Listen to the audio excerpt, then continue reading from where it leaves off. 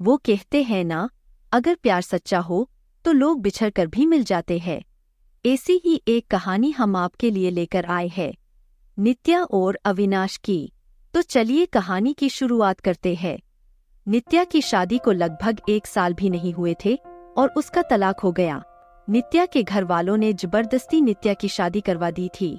शादी के कुछ 3 महीने बाद ही उसके पति राकेश का व्यवहार बदल गया। वो नित्या से हमेशा झगड़ा ही करता रहता था।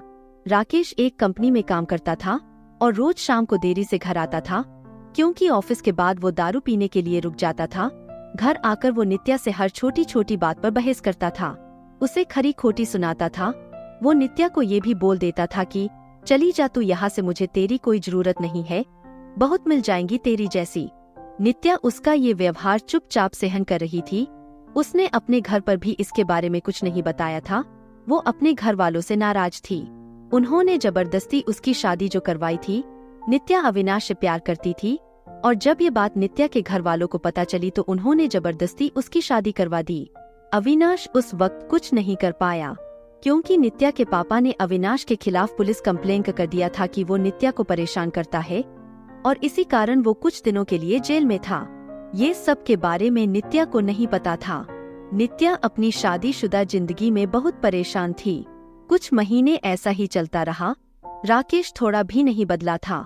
फिर नित्या ने सोचा कि अब वो और उसके रिश्ते में नहीं रह सकती और उसने राकेश से तलाक लेने का फैसला कर लिया और फिर उनका तलाक हो गया।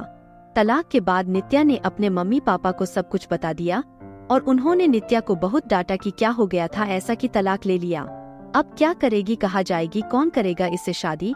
ये सब सुनकर नित्या ने उनके साथ रहने से इनकार कर दिया। वो एक छोटी सी कंपनी में काम करने लगी और कंपनी द्वारा दिए गए घर में रहती थी।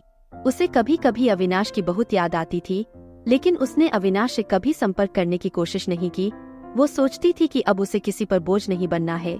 वो अपने पैरों पर खड़ा होना चाहती थी। वो अपना पूरा समय अपने काम को देती थी। उसका काम इतना अच्छा था कि 4 महीनों में ही उसका प्रमोशन हो गया और वो अपने डिपार्टमेंट की हेड बन गई। प्रमोशन के 1 महीने बाद उसे उसकी कंपनी के तरफ से एक मीटिंग अटेंड करने के लिए विदेश जाने का अवसर मिला। नित्या अपने काम में बहुत तरक्की कर रही थी। अब उसके मम्मी पापा को भी नित्या पर बहुत फक्र महसूस हो रहा था। अब वो पछताते थे कि उन्होंने उसकी शादी गलत घर में कर दिया था। नित्या विदेश जाने की बात से बहुत खुश थी। 4 दिन बाद की उसकी टिकट थी। उसे कुछ खरीदारी भी करनी थी। फिर वो अपने ऑफिस के पास एक मॉल में गई। उसे कपड़े और कुछ मेकअप का सामान लेना था। वो मॉल में घूम रही थी, कपड़े देख रही थी, तभी किसी ने पीछे से उसके कंधे पर हाथ रखा। वो पीछे देखने के लिए मुड़ी और वो बिल्कुल अपने आंखों पर विश्वास नहीं कर पा रही थी। वो इंसान और कोई नहीं अविनाश था। नित्या उसे देखती रह गई। उसे समझ नहीं आया कि वो अविनाश से क्या बात करे। अविनाश नित्या को देखकर बहुत खुश हुआ। दोनों के आंखों में आंसू के साथ खुशी भी थी। अविनाश ने पूछा, तुम यहाँ अपने पति के साथ हो क्या? नित्या उससे नजरें चुराते हुए बोली, नहीं। अविनाश ने पूछा, कैसी हो? नित्या उससे बात नहीं करना चाहती थी। वो नहीं चाहती थी कि अविनाश को पता चले कि उसका तलाक हो गया है और अब वो अकेले रहती है। अविनाश उससे पूछे जा रहा था। उसने बोला, कुछ बोलो। नित्या वहां से जाने लगी। उसने अविनाश को बोला कि मुझे तुमसे कोई बात नहीं करनी, तुम चले जाओ। अविनाश उसके पीछे पीछे जाने लगा। उसने कहा, मेरी बात तो सुन लो एक बार। फिर भी नित्या नहीं रुकी। फिर अविनाश ने कहा, तुम्हें मेरी कसम है, बस एक बार रुक के मेरी बात सुन लो। फिर नित्या क्या करती? आखिर उसके दिल में अभी भी अविनाश के लिए प्यार था, तो वो रुक गई। फिर अविनाश ने कहा कि कहीं बैठकर बात करते हैं। फिर वो दोनों मॉल के एक रेस्टोरेंट में गए। अविनाश ने उससे पूछा, कैसी हो? वो बोली, ठीक हूँ। अविनाश ने उसके पति के बारे में पूछा कि वो कैसा है, तुम्हारा ध्यान रखता है ना? नित्या चुप थी। अविनाश ने बोला, क्या हुआ, तुम चुप क्यों हो, कुछ बोलो, तुम्हें कोई परेशानी तो नहीं है ना? नित्या बोली, मेरा तलाक हो गया है। अविनाश को ये सुनते ही एक उम्मीद की किरण दिखने लगी। उसने पूछा, कब और क्यों? नित्या ने उसे सब बताया। अविनाश ने बोला, फिर अब तुम अकेले क्यों रहती हो? तुम अपने मम्मी पापा के पास क्यों नहीं गई, या मुझे क्यों संपर्क करने की कोशिश क्यों नहीं की? नित्या बोली, तुम अगर मुझसे प्यार ही करते थे तो जब मेरी शादी हुई तब क्यों नहीं आए मुझे लेने? कहाँ थे तुम? उस वक्त मैं बिल्कुल अकेली हो गई थी और मजबूरी में शादी हो गई मेरी। अविनाश ने पूछा, क्या तुम्हारे पापा ने नहीं बताया कि उन्होंने मुझ पे पुलिस केस कर दिया था? मैं जेल में था कुछ महीने। ये सुनते ही नित्या चौंक गई। उसने कहा कि मुझे इसके बारे में कुछ नहीं पता। अविनाश ने नित्या को पूरी बात बताई। नित्या बोली, मैं माफी मांगती हूँ तुमसे अपने पापा के तरफ से। अविनाश ने कहा, अब वो बात को जाने दो, मैं भूल चुका हूँ, अभी की बात करो। अविनाश ने बिना देर किए उसने पूछ लिया, क्या अब तुम मुझसे शादी करोगी? नित्या बोली, क्या तुमने अभी तक शादी नहीं की? अविनाश ने कहा, नहीं, मैं अभी अपने कैरियर पे ध्यान दे रहा हूँ और यहाँ कुछ काम से ही आया था। अब बोलो, शादी करोगी मुझसे?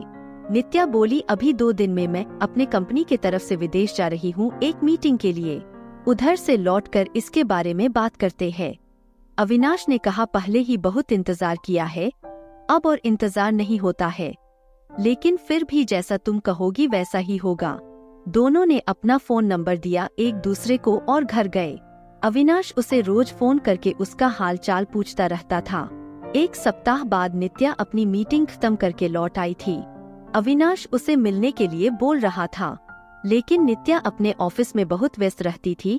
उसने कहा कि हम रविवार को मिलेंगे। फिर वो दोनों रविवार को उसी मॉल में मिले। अविनाश ने पहले उसकी मीटिंग और काम के बारे में पूछा कि सब ठीक चल रहा है ना? नित्या ने कहा, हाँ सब ठीक है। फिर अविनाश ने उससे शादी का पूछा। तुमने कहा था कि आके बताओगी शादी करोगी कि नहीं, तो अब बोलो क्या सोचा है? नित्या तो अविनाश से प्यार करती ही थी और अब उसे मौका मिला था अपने प्यार के साथ पूरी जिंदगी बिताने का। उसने हाँ कह दिया। दोनों बहुत खुश थे। नित्या ने अपने घर पर अविनाश के बारे में सब कुछ बता दिया और इस बार उसके घर वाले उसके इस फैसले से मान गए, क्योंकि पहले उनसे एक गलती हो चुकी थी। अब वो फिर से अपनी बेटी को तकलीफ में नहीं देखना चाहते थे। 1 महीने बाद उनके परिवार ने उनकी शादी करवा दी। अविनाश ने अपना खुद का एक बिजनेस स्टार्ट किया था, तो अब नित्या उसके साथ उसके बिजनेस में हाथ बटाती थी और वो दोनों खुशी खुशी हमेशा के लिए एक साथ हो गए। तो दोस्तों, आपको ये अविनाश और नित्या की कहानी कैसी लगी, हमें कमेंट्स में जरूर बताएं। वीडियो को लाइक और शेयर करना न भूलें और चैनल को सब्सक्राइब करें और बेल आइकन दबाएं ताकि आपको हमारे नए वीडियोस की जानकारी सबसे पहले मिल सके।